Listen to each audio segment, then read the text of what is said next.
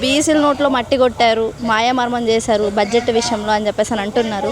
దీనికి మీరేం సమాధానం చెప్తారు? అంటే కేంద్ర ప్రభుత్వం కదా మట్టి కొలిపింది. నిన్న కేంద్ర ప్రభుత్వము 53 లక్షల కోట్ల బడ్జెట్ ప్రవేశపెట్టారు. అందులో బీసీలకు ఇచ్చింది 13,670 కోట్లు మాత్రమే. ఓబీసీ ప్రధానమంత్రి అంటారు, ఓబీసీ ఎంపీలు ఎక్కువ అంటారు, ఓబీసీ కేంద్ర మంత్రులు ఎక్కువ అంటారు, కానీ ఓబీసీలో మాత్రం నిధులు ఇవ్వరు. ఎలక్షన్ల కోసం మాత్రం భారతీయ జనతా పార్టీ వాడుకుంటుంది. అదే కాకుండా రాష్ట్రాలకు కూడా 2 లక్షల కోట్ల రూపాయలు పోయిన బడ్జెట్లో తక్కువ చేసి ఇప్పుడు మళ్ళీ ఒక 50,000 కోట్లు. మహిళల కోసం 90,000 కోట్ల రూపాయలు ఈ బడ్జెట్ తక్కువ చేసి వాయు కాలుష్యం ద్వారా 15 లక్షల మంది చనిపోతూ ఉన్నారు. బడ్జెట్లో దాని ద్వారా 6% జీడీపీకి నష్టం జరుగుతుంది. అయినా వాయు కాలుష్యం గురించి ఊసు లేదు, రూపాయి పత్రంతో పడుచుకునే పరిస్థితి లేదు. విద్యారంగాన్ని నిధులు తక్కువ కేటాయించరు, వ్యవసాయాన్ని తక్కువ కేటాయించరు, ఎస్సీ ఎస్టీ బీసీలకు మహిళలకు యూత్కు నిధులు కేటాయించకుండా ఎలక్షన్లు ఉన్న రాష్ట్రాలకు మాత్రమే. పోయినసారి నిర్మలా సీతారామన్ గారు బీహార్కు సంబంధించిన చీర కట్టుకొని బడ్జెట్ చదివారు. ఈసారి తమిళనాడుకు సంబంధించిన కంచి చీర కట్టుకొని మళ్ళీ బడ్జెట్ ప్రయత్నం. ఎందుకు? తమిళనాడులో ఎలక్షన్లు ఉన్నాయి, కేరళలో ఎలక్షన్లు ఉన్నాయి, అస్సాంలో ఉన్నాయి, పుడుచేర్లు ఉన్నాయి, అదే కాకుండా పశ్చిమ బెంగాల్ ఉన్నాయి. ఈ 5 రాష్ట్రాల కోసమే బడ్జెట్ కేటాయించడం చాలా స్పష్టంగా. అస్సాంలో అయితే 2,000 కోట్ల రైల్వే బడ్జెట్ 10,000 కోట్లు చేశారు. బుద్ధ సంబంధించినటువంటి అక్కడ ఒక క్లస్టర్ని ఏర్పాటు చేశారు.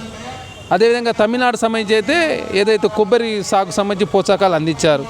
అదేగా మైనింగ్ సంబంధించి తమిళనాడుని అలా ఇంక్లూడ్ చేశారు. కేరళ, ఒరిస్సా, అస్సాం తర్వాత ఏకంగా అంటే ఈ విధంగా. అదేవిధంగా ఇప్పుడు ఏదైతే ఎలక్షన్లు ఉన్న రాష్ట్రాలు పశ్చిమ బెంగాల్ సంబంధించి కూడా చాలా పెద్ద ఎత్తున బడ్జెట్లో ప్రోత్సాహకాలు ఇచ్చిన పరిస్థితి. కాబట్టి ఎలక్షన్లు ఉన్న రాష్ట్రంలో ఒక విధంగా, ఎలక్షన్ లేని రాష్ట్రంలో ఒక విధంగా భారతీయ జనతా పార్టీ ట్రీట్ చేస్తూ ఉందని చాలా స్పష్టం. తెలంగాణ రాష్ట్రానికి అయితే ఇక తీవ్ర అన్యాయం. 7,000 కోట్ల రూపాయలు జీఎస్టీ ద్వారా అన్యాయం జరుగుతూ ఉంది. దానికి ఊసే లేదు. మేము 1,30,000 కోట్ల రూపాయలను ఒక పైసా ఇవ్వలేదు. కాబట్టి తెలంగాణ సంబంధించి మెట్రోకు నిధులు ఇవ్వలే, ట్రిబుల్-ఆర్కి ఇవ్వలేదు, ఎక్స్ప్రెస్ హైవేలకి ఇవ్వలేదు, 4 సీట్ నిర్మాణానికి ఇవ్వలేదు, తర్వాత డ్రై పోర్ట్ కోసం నిధులు అయితే ఇవ్వలేదు, విభజన హామీలు పరిష్కారం కాలే, తర్వాత ఏదైతే గిరిజన యూనివర్సిటీ నిధులు ఇవ్వలేదు, పసు బోర్డు నిధులు ఇవ్వలే, బయ్యారం స్టీల్ కంపెనీ శాంక్షన్ చేయలేదు, ట్రిబుల్-ఆర్ అదే ఐటీఆర్ ప్రాజెక్టు పునరుద్ధరించలేదు, తర్వాత కాజీపేట రైల్వే కోచ్ నిధులు ఏమండి ఇవ్వలేదు అంటున్నారు. మీరు ఒక సీనియర్ లీడర్ కాంగ్రెస్ పార్టీ, అధికార పార్టీ కూడా కాంగ్రెస్ పార్టీనే ఉంది. అంటే ఇప్పుడు అధికార పార్టీయే కదా అడిగి తీసుకోవాల్సింది బడ్జెట్. ఇప్పుడు ఇవ్వలేదు అని అంటే అధికార పార్టీ కూడా ఏమి చేయకపోతే ఇంకా బడ్జెట్ ఎలా వస్తుంది? లేదు, తెలంగాణ రాష్ట్రంలో కాంగ్రెస్ పార్టీ అధికారంలో ఉన్నారు. మా రాష్ట్ర ముఖ్యమంత్రి గారు కావచ్చు, రాష్ట్ర మంత్రులు, కేంద్రంలో ప్రధానమంత్రిని, మంత్రులని, అధికారులను కలిసి 1,30,000 కోట్ల రూపాయలు సంబంధించినటువంటి ప్రపోజల్స్ ఇచ్చినాం. దేనికి నిధులు ఇవ్వలే. పాలమూరు రంగారెడ్డి జాతీయ హోదా అంటే అది కూడా ఇవ్వలే. కాబట్టి దేనికి సాయం చేయకుండా లాస్ట్ యంగ్ ఇండియా ఇంటిగ్రేటెడ్ స్కూళ్ళకు కూడా ఎఫ్ఆర్బిఎం లోబడి దానికి ఎగ్జామ్షన్ అంటే కూడా అది కూడా లేని పరిస్థితి. కాబట్టి అప్పు తీసుకుంటున్నా అప్పు కూడా అనుమతి ఇవ్వలేదు. కాబట్టి కేంద్రము తెలంగాణ విషయంలో సౌత్ తల్లి ప్రేమను చూపిస్తుంది. కాబట్టి 8 మంది ఎంపీలు, 8 మంది ఎమ్మెల్యేలు, 3 ఎమ్మెల్సీలు, 2 రాజ్యసభ, 2 కేంద్ర మంత్రులు ఉండి తెలంగాణ జరిగింది శూన్యం. కాబట్టి మున్సిపల్ ఎలక్షన్లో భారతీయ జనతా పార్టీకి బుద్ధి చెప్పాల్సిన అవసరం ఉంది. తెలంగాణ సమాజం అంతా ఆ దిశగా గమనిస్తూ ఉన్నారు.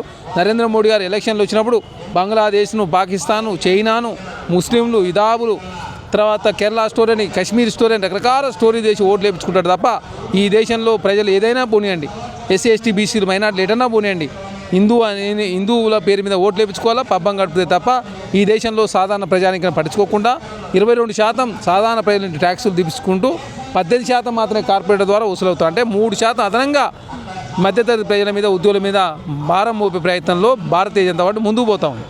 ఫోన్ ట్యాపింగ్ కేసు మనకి చూడొచ్చు, చాలా ఎపిసోడ్ నడుస్తూనే ఉన్నాయి ఈ ఫోన్ ట్యాపింగ్ అని చెప్పేసి. అంటే మళ్ళీ కేసీఆర్ గారు రావాలి సీఎంగా అని చెప్పేసి బీఆర్ఎస్ వాళ్ళు నినాదాలు చేస్తున్నారు. అంటే ఈ విచారణ చేపట్టడంతో కేసీఆర్ గారిని అవమానించారు, ఒక పెద్ద వ్యక్తిని అవమానించారు అని చెప్పేసి అని అంటున్నారు. దీనికి ఏం సమాధానం చెప్తారు? చేసిన లంగ పనులను చేసి తెలంగాణ రాష్ట్ర ప్రజాస్వామ్యం కూని చేసి టెలిఫోన్ ట్యాపింగ్ పాల్పడి దాదాపు 6,000 మంది ఫోన్లు, ఒకరిది కాదు, ఇద్దరు కాదు, ప్రజాస్వామ్యం లేకుండా చేసింది మేము అల్లుని ఫోన్ ట్యాపింగ్ జరిగిందని చెప్పి కలకుంట్ల కవిత మాట్లాడుతూ ఉంది. ఎవరైనా అల్లుని ఫోన్ ట్యాపింగ్ చేస్తాడా అని చెప్పేసి ఆమె మాట్లాడే, కేటీఆర్ గారు చేసినామో 3 ఆయన మాట్లాడే, హరీష్ రావు గారు ఫోన్ ట్యాపింగ్ అయిందని చెప్పేసి బంధువులై వాళ్ళ అనుచరుల ట్యాపింగ్ అయిందని చెప్పేసి ఏమో వి ప్రకాష్ గారు అన్నాడు కార్పొరేట్ చైర్మన్ వారు అంటూనే ఉండే, విశ్వేశ్వరరెడ్డి గారు మాదైందని, ఈటల రాజేందర్ గారు మాదైందని, తర్వాత సంధ్యా కన్వెన్షన్ సీతారావు గారు నాదైంది 16 కోట్ల రూపాయలు ఎలక్షన్ బాండ్ తీసుకుని ఆయన, తర్వాత చక్రధర్ గౌడ్ గారు సిద్దిపేట ఆయన కేసు పెట్టి పంజాగుట్ట కేసులో చేసిన దుర్మార్గాలను మీరు చేసి కాంగ్రెస్ పార్టీకి ఆపాదిస్తే ఎట్లా? ప్రాసెస్లో భాగంగా ఉద్యమ నాయకుడైనా, మాజీ ముఖ్యమంత్రి అయినా చట్టం అందరికి ఒకటే. దేశంలో చాలామంది ముఖ్యమంత్రులు కూడా విచారణకు ఎదుర్కొన్నారు. గుజరాత్ ముఖ్యమంత్రి నరేంద్ర మోడీ గారు 2002లో గుజరాత్ అల్లరి జరిగినప్పుడు సుప్రీంకోర్టు ఇచ్చిన తీర్పు ఆధారంగా సిట్ విచారణ ఎదుర్కొన్నాడు, హేమంత్ సోరెన్ గారు విచారణ ఎదుర్కొన్నాడు, కేజ్రీవాల్ ఎదుర్కొన్నాడు, లల్లు ప్రసాద్ యాదవ్ గారు ఎదుర్కొన్నాడు, జయలలిత ఎదుర్కొంది, ప్రకాష్ సంబంధించి అదేవిధంగా ఇది హర్యానాలో మాజీ ముఖ్యమంత్రి ఎదుర్కొండు, ఇక్కడ తెలంగాణలో కేసీఆర్ గారు ఎదుర్కొన్నాడు. ఇది కొత్తనా పాతనా? ఇప్పుడు జగన్మోహన్ రెడ్డి గారు రోజు కేసులు చూడు తిరుగుతారే, అంటే ముఖ్యమంత్రి అని చెప్పేసి కేసులు వదిలేస్తారా? అంటే ముఖ్యమంత్రి అని చెప్పి కాంగ్రెస్ పార్టీ అవమానించడానికి ఈ విచారణ చేపట్టింది అని చెప్పేసి అంటున్నారు. మొత్తం కాంగ్రెస్ పార్టీయే చేస్తుంది ఇదంతా అని చెప్పేసి అంటున్నారు. దీనికి ఏం సమాధానం చెప్తారు? ఎవరిని అవమానించే ఉద్దేశం కాంగ్రెస్ పార్టీ లేదు.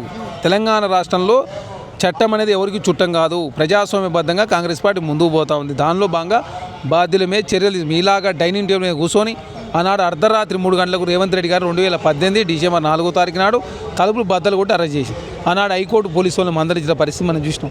ఉదయం నాయకుడు కోదండరావు గారిని అరెస్ట్ చేయలే, మీరు ఆర్ఎస్ ప్రవీణ్ కుమార్ గారిని అరెస్ట్ చేయలే, గద్దనన్న 3 గంటల పాటు ఎండలు కూర్చోబెట్టలే, తొలివేలు రగన్నను అరెస్ట్ చేయలే, తిరుమార మల్లన్నను అరెస్ట్ చేయలే, కివినేని రవికాయ్ గారిని అరెస్ట్ చేయలే. నిన్న ఆంధ్రజ్యోతి మీద దాడులు చేయలే, మీరు ఆంధ్రజ్యోతి రిపోర్ట్ మీద దాడులు చేస్తారు, అంతకుముందు మహాటీ మీద దాడులు చేస్తారు, ఎన్టీవీ ఏదో కథనం రాసిందని చెప్పేసి అలా మీద కేసులు పెడితే మనం ఎంత బదనాలు చేశారు. అంటే చట్టం మీకు ఒక విధంగా మాకు ఒక విధంగా ఉంటుందా? చట్టాన్ని లోబడి కాంగ్రెస్ ప్రభుత్వం పనిచేస్తూ ఉంది. ప్రజాస్వామ్య బద్ధంలో మేము ముందుకు పోతా ఉన్నాం. ఎవరి మీద కూడా అక్రమ కేసులు పెట్టే ఉద్దేశం కాంగ్రెస్ పార్టీ లేదు. కాంగ్రెస్ పార్టీ అనేది చాలా ప్రజాస్వామ్యబద్ధంగా ముందుకు పోతాం. దానిలో భాగంగా ఇప్పుడు కాంగ్రెస్ పార్టీ 140 సంవత్సరాల చరిత్ర ఉంది. మా పార్టీ అకౌంట్లో 900 కోట్లు ఎట్టుంటాయి, మీ పార్టీ అకౌంట్లో 1515 కోట్లు ఎట్టుంటాయి? 9 సంవత్సరాలు ముఖ్యమంత్రి ఉన్న ఒక వ్యక్తి యొక్క పార్టీ అకౌంట్లో 1500 కోట్లు.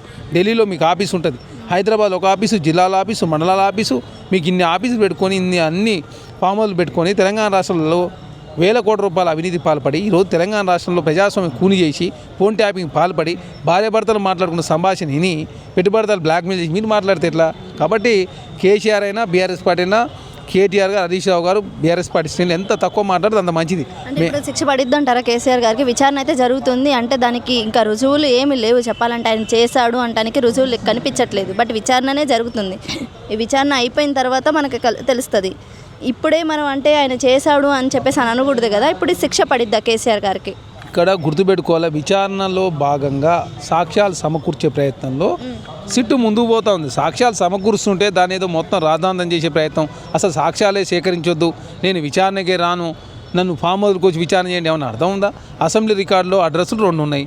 ఒకటి సింతమడక సిద్దిపేట జిల్లాలో, రెండోది నందినగర్ హైదరాబాద్ లిమిట్స్లో సిట్ ఉంది. కాబట్టి హైదరాబాద్లో విచారణ చేస్తే దాని పేద ఎత్తున నల్ల జెండాలతోటి కాంగ్రెస్ పార్టీ ముఖ్యమంత్రి నోటికి ఏదో తిట్టే ప్రయత్నం, ఏది పడితే అది మాట్లాడితే తెలంగాణ సమాజం అంగీకరించరు. ఇది రాక్షసానందం పొందే ప్రయత్నంలో మీరు ముందుకు పోతా ఉన్నారు. ప్రజాస్వామ్యం పునరుద్ధరించే ప్రయత్నంలో కాంగ్రెస్ పార్టీ ముందుకు పోతా ఉంది. ఏ వ్యక్తి యొక్క హక్కులను హరించే ఉద్దేశం కాంగ్రెస్ ప్రభుత్వం లేదు. చట్టం అనేది అందరికీ ఒకే విధంగా ఉండాలని కాంగ్రెస్ పార్టీ భావిస్తుంది. దానిలో భాగంగా విచారణ సంస్థలు పూర్తి అధికారులు ఇచ్చి విచారణ చేస్తూ ఉన్నారు. అంటే ఈ రౌండ్ టేబుల్ మీటింగ్ ఏంటంటే బడ్జెట్ విషయంలో అంటే మాకు మట్టి కొడుతున్నారని చెప్పేసి స్పష్టంగానే చెప్తున్నారు. దీనికి అంటే ఏం సమాధానం చెప్తున్నారు, ఏం చెప్పాలనుకుంటున్నారు? S Durgaiah Goud, BC political front vice chairman.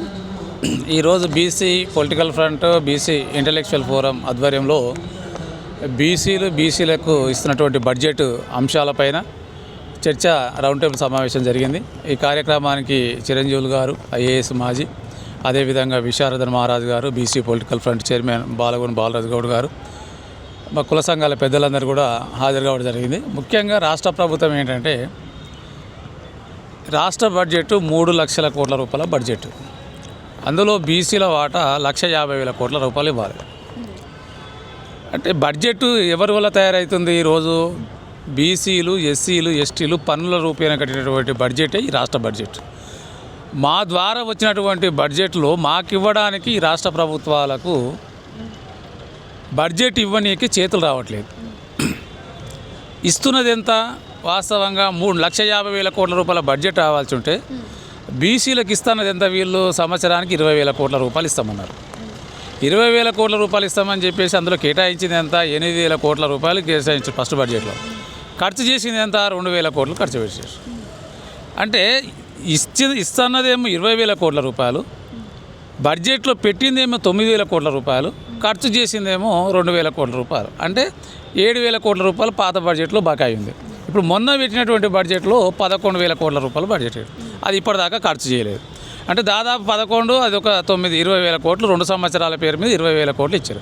మీరు అంటున్నారు అంటే రాష్ట్ర ప్రభుత్వం అని చెప్పేసి అన్నారు కాబట్టి అడుగుతున్నా. అంటే ఇప్పుడు ప్రధాన పార్టీ కాంగ్రెస్ పార్టీ బడ్జెట్ నిర్ణయించాల్సింది అంటే ఈ రాష్ట్రంలో ప్రధాన పార్టీనే కాబట్టి, కానీ వాళ్ళు ఏమంటున్నారంటే పైనుంచి మాకు రావాలి అంటే ఏదైతే పైనుందో ఆ పార్టీ నుంచి అన్నీ అందుతాయి కాబట్టి ఇది మేము కూడా అడుగుతున్నామనే చెప్తున్నారు కదా, దీనికి ఏం సమాధానం చెప్తారు? వాస్తవంగా రాష్ట్ర బడ్జెట్ ఎవరు ఇస్తారు? రాష్ట్ర ప్రభుత్వం ఇస్తుంది. ఎవరు బడ్జెట్ పెట్టి ప్రైవేట్ డిప్యూటీ సీఎం బట్టి విక్రమార్క గారు ప్రవేశపెట్టారు 3 లక్షల కోట్ల రూపాయల బడ్జెట్. మేము ఏమంటున్నాం, మా జనాభా దామాష ప్రకారం 1,50,000 కోట్ల రూపాయలు రావాలంటున్నాం. మీరు అది ఇవ్వలేదు. కనీసం మీరు ఇచ్చి ఏదైతే మాట ఇచ్చారో అసెంబ్లీలో, ఏదైతే బడ్జెట్ కేటాయించారో ఇచ్చినంత కేటాయించాలి కదా, ఖర్చు చేయాలి కదా, అది కూడా ఖర్చు చేయలేదు. ఏదో రాష్ట్రంలో బీసీ విద్యార్థులు దాదాపు 10,000 కోట్ల రూపాయల స్కాలర్షిప్ బడ్జెట్ రావాలి. ఆ స్కాలర్షిప్ బడ్జెట్ రాకపోవడం చూడ నిన్ననే వాళ్ళ క్యాబినెట్ మంత్రి మాట్లాడాడు కోమటిరెడ్డి వెంకరెడ్డి గారు. మొన్న ఈ రాష్ట్రంలో విద్యా సంస్థల దోపిడీ ఎక్కువైపోయింది. చాలామంది విద్యార్థులు చదువు మానేసి ఇంటి పరిస్థితి పోయే పరిస్థితి. అంటే ఒక క్యాబినెట్ మంత్రి అయ్యుండి కూడా ఈరోజు రాష్ట్ర ముఖ్యమంత్రి ఈరోజు విద్యాశాఖ మంత్రి ఉన్నాడు. అంటే విద్యాశాఖ మంత్రి ముఖ్యమంత్రి ఉన్నప్పటికీ కూడా ఈ రాష్ట్రంలో విద్యార్థులకు న్యాయం జరగడం లేదు. అంటే పరిస్థితి ఏంది వాస్తవంగా? అంటే ఒక క్యాబినెట్ మంత్రి కూడా బయటకు వచ్చి మాట్లాడుతూ ఉన్నాడంటే అంటే ఎంత ఈరోజు విద్యా సంస్థల దోపిడీ ఏ విధంగా ఉంది, ఆ విద్యార్థులకు ఇస్తున్నటువంటి ఫీజు రియంబర్స్మెంట్ బకాయిలు ఏ విధంగా ఉన్నాయి అనేది మీ మంత్రే చెప్పాడు. కాబట్టి మేము రాష్ట్ర ముఖ్యమంత్రి ఇప్పుడు సమావేశం పెట్టిన ముఖ్య ఉద్దేశం ఏంటంటే ఈ రాష్ట్రంలో మున్సిపల్ ఎన్నికలు జరుగుతూ ఉన్నాయి. మేము ఈ రాష్ట్ర ప్రభుత్వానికి ఒకటే, మీకు ఎందుకు ఓటేయాలి? బీసీలు, ఎస్సీలు కానీ, ఎస్టీలు కానీ, బీసీలు కానీ మీకు ఎందుకు ఓటేయాలి? మీకు ఓటేయాలంటే మేము ఇవాళ మేము ఏదైతే బడ్జెట్ కాపీలు ఇచ్చినామో ఆ బడ్జెట్ ఇచ్చిన కాపీలలో మీరు ఎక్కడైనా న్యాయం జరిగిందా? మీరు 42% రిజర్వేషన్ ఇస్తామన్నారు, దాన్ని తుంగలో దొక్కిరు. కుల సంఘాల ఫెడరేషన్లకు బడ్జెట్ ఇస్తున్నారు, ఇవ్వలేదు. బీసీలకు 20,000 కోట్ల రూపాయలు ఇస్తామన్నారు, అది ఇవ్వలేదు. అంటే ఎక్కడ కూడా బీసీలకు రిజర్వేషనే కాదు, విద్యాపరంగా కానీ, ఉద్యోగపరంగా కానీ, రాజకీయ పరంగా కానీ అన్ని రంగాలలో కూడా బీసీలను విస్మరిస్తూ ఉన్నారు. ఈ విధంగా విస్మరిస్తున్నందుకు మున్సిపల్ ఎన్నికల లోపల బీసీలు కాంగ్రెస్ పార్టీకి ఎందుకు ఓటేయాలి? కాబట్టి మేము చెప్తా ఉన్నాం, బీసీలందరికీ చెప్తా ఉన్నాం, ఈ రాష్ట్ర ప్రభుత్వానికి బుద్ధి చెప్పాలంటే ఏవైతే పంచాయతీ ఎన్నికల్లో మనకు 17% రిజర్వేషన్ ఇస్తే 52% ఎట్లయితే గెలిపి చూపించామో 42% ఇస్తాని మోసం చేసారు కాబట్టి 52% చేశాం కాబట్టి 17% తిప్పి వాళ్ళకి ఇచ్చాం. ఇప్పుడు మేమేం చెప్తా ఉన్నామంటే ఈ మున్సిపల్ ఎన్నికల్లో 52 కాదు 65% గెలిచి ఈ రాష్ట్ర ప్రభుత్వానికి బుద్ధి చెప్పాలి. ఎక్కడైతే కాంగ్రెస్ పార్టీలో ఉన్నటువంటి ఈ యొక్క అగ్రవర్ణ దోపిడీదారులు ఎవరైతే ఉన్నారో, ఈ బీసీలను విస్మరిస్తున్నటువంటి నాయకులు ఎవరైతే ఉన్నారో వాళ్ళకు బుద్ధి చెప్పాల్సిన అవసరం ఉంది. ఈ మున్సిపల్ ఎన్నికల్లో మేము ఇప్పుడు ఉన్నటువంటి ఈ బడ్జెట్ పత్రాలను మొత్తం కూడా ఎక్కడైతే ఎన్నికలు జరుగుతున్నటువంటి ప్రాంతం లోపల అవన్నీ కూడా కరపత్రాలు ముద్రించి ఓటర్లకు కూడా అందజేస్తాం. దాని ద్వారా ఈ రాష్ట్ర ప్రభుత్వానికి రేపు మున్సిపల్ ఎన్నికల్లో తగిన బుద్ధి అనేది బీసీలు చెప్పబోతా ఉన్నారు.